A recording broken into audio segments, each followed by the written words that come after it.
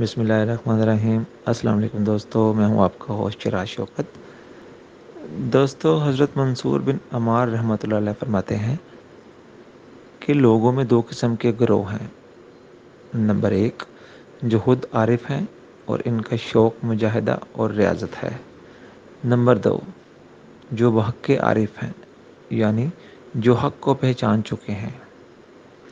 جو لوگ خود عارف ہیں وہ اس لیے عبادت کرتے ہیں کہ بلند مقام حاصل کریں، اور دوسری قسم کے لوگ اس لیے عبادت کرتے ہیں کہ ان کو بلند مقام حاصل ہوتا ہے۔